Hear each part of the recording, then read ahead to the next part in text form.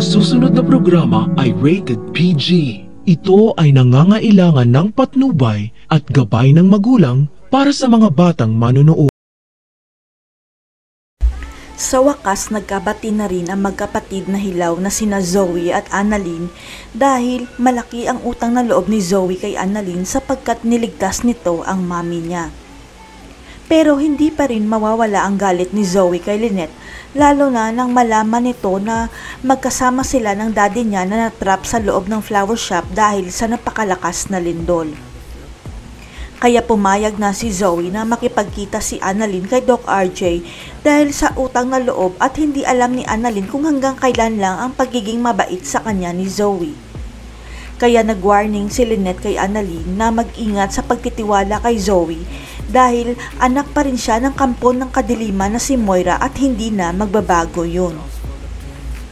Pero laking gulat ni Annalyn nang magpasalamat sa kanya si Moira dahil sa pag-opera nito sa kanya at naninibago talaga si Annalyn sa bagong ugali ng dati niyang kalaban.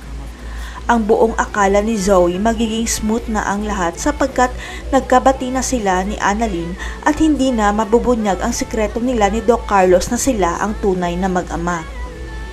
Ang hindi alam ni Zoe, ang cellphone na ang mismong lumalapit kay Annalyn sapagkat sa East Ridge pala naka-admit ang nanay ni Mang Bogs at nakita niya ang poster ni Annalyn.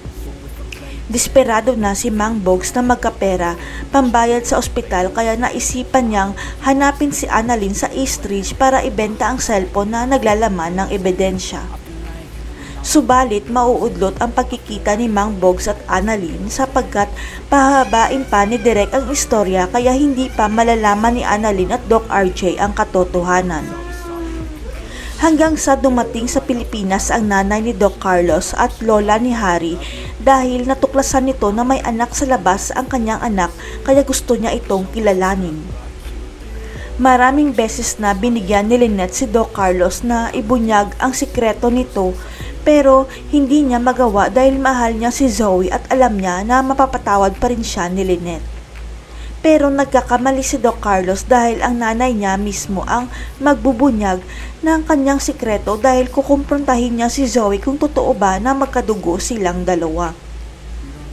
Ang hindi alam ni Doc Carlos, alam pala ni Harry ang sikreto niya dahil nagduda ito nang makita ang daddy niya at si Zoe na magkayakap matapos ang lindol.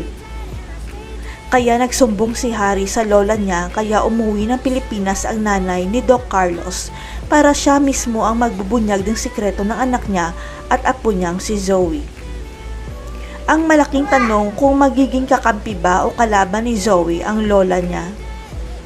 Sino kaya ang makakakuha ng cellphone kay Mang Bogs? Si Zoe kaya o Doc Carlos? Abangan.